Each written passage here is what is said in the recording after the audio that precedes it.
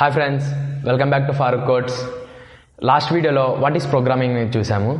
ఈ వీడియోలో కంప్యూటర్కి ఏ లాంగ్వేజ్ అర్థమవుతుందో తెలుసుకుందాము. నా వీడియోలు మీ వరకు రావాలి అంటే సబ్స్క్రైబ్ చేసుకుని పక్కన బెల్ ఐకాన్ని క్లిక్ చేసి పెట్టుకోండి. నేను అప్లోడ్ చేసే ప్రతి వీడియో మీ వరకు వస్తుంది. మనం ఈజీగా ప్రోగ్రామింగ్ నేర్చుకుందాం. So let gets into the video. What is computer? Computer is an electronic machine that processes information. Computer అనేది ఏంటంటే ఒక ఎలక్ట్రానిక్ డివైస్. అది ఇన్ఫర్మేషన్ని తీసుకొని ప్రాసెస్ చేసి ఇస్తుంది. బట్ ఆ ఇన్ఫర్మేషన్ దానికి ఎలా అర్థమవుతుంది? అది మనలాగా హ్యూమనా? కాదు. దానికి బ్రెయిన్ ఉందా? లేదు. సో దానికి ఏమర్థమవుతుంది? ఫస్ట్ అది తెలుసుకుందాం. కంప్యూటర్ దేంతో తయారు చేసింటారు? ఏమేమి యూజ్ చేసింటారు? Components, circuits, digital logic circuits, ICs, logic gates, electronic డివైజెస్ని యూజ్ చేసింటారు. కరెంట్ని యూజ్ చేసుకునేటివే చేసింటారు.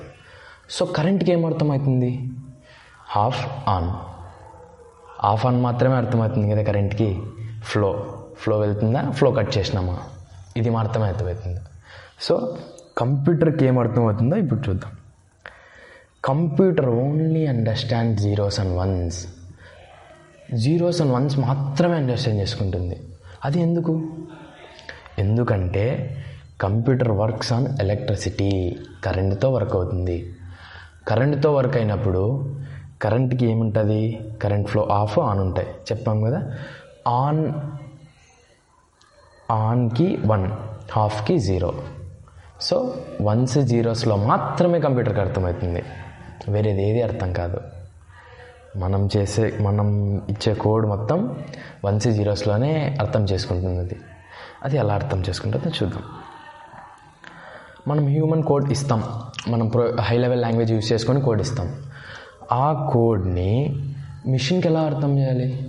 మనం ఏదో సింటాక్స్ యూజ్ చేసేసి మన కోడ్ని రాస్తాం. బట్ సిస్టమ్ ఎలా అర్థం చేసుకుంటుంది దానికి అర్థం కాదు. ఇక్కడే కంపైలర్ అండ్ ఇంటర్ప్రిటర్ ఫ్రేమ్లోకి వస్తాయి. కంపైలర్ అంటే మనం ఇచ్చిన ఎంటైర్ కోడ్ని ఒకటేసారిగా ట్రాన్స్లేట్ చేస్తుంది. ఎందులో ట్రాన్స్లేట్ చేస్తుంది? మిషన్ లెవెల్ లాంగ్వేజ్లోకి ట్రాన్స్లేట్ చేస్తుంది. అంటే బైనరీస్లోకి ట్రాన్స్లేట్ చేస్తుంది. 1s 0sలో దానికి అర్థమయ్యేలాగా చేస్తుంది. ఇంటర్ప్రిటర్ కూడా సేమ్. బట్ ఇక్కడ కంపైలర్ వచ్చి ఎంటైర్ కోడ్ని చేస్తే interpreter line by line check చేస్తుంది మనం ఇచ్చిన కోడ్ని. ఈ కంపైలర్ అండ్ ఇంటర్ప్రిటర్స్ ఒక ట్రాన్స్లేటర్ మాదిరి మన హ్యూమన్ కోడ్కి మిషన్ కోడ్కి మధ్యలో ట్రాన్స్లేటర్ లాగా పనిచేస్తాయి. మనం రాసే కోడ్ కంప్యూటర్కి అర్థం కావాలి అంటే ట్రాన్స్లేటర్ ఉండాలి. అవే ఈ కంపైలర్స్.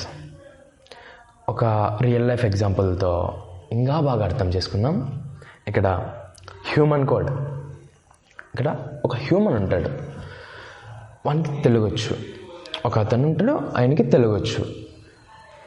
ఇంకో అతనితో కమ్యూనికేట్ చేసేప్పుడు అతనికి తెలుగు వచ్చింటేనే అర్థమవుతుంది.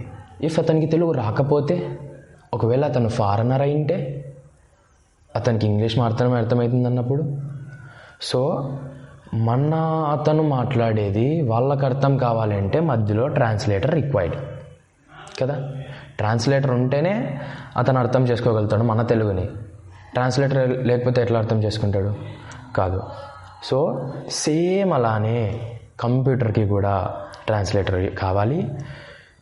కంప్యూటర్ మనం హ్యూమన్ కోడ్ రాస్తాం కదండి, అది కంప్యూటర్ అర్థం చేసుకోవాలి అంటే కంప్యూటర్కి ఏం అర్థమవుతుంది? 0s and 1s. అది అర్థం చేసుకోవాలంటే మనం కంపైలర్ని యూజ్ చేసుకుంటూ దాన్ని 0s and 1sలో కన్వర్ట్ చేసి దాన్ని ఎగ్జిక్యూట్ చేస్తే అప్పుడు వస్తుంది. సో ఇదండి. నెక్స్ట్ వీడియోలో మనం టైప్స్ ఆఫ్ ప్రోగ్రామింగ్స్ చెప్పుకుందాం. టైప్స్ ఆఫ్ ప్రోగ్రామింగ్స్లో high level, low level, middle level languages ఉంటాయి. ఇది నెక్స్ట్ వీడియోలో మాట్లాడుకుందాం. Let see you in the next video. By.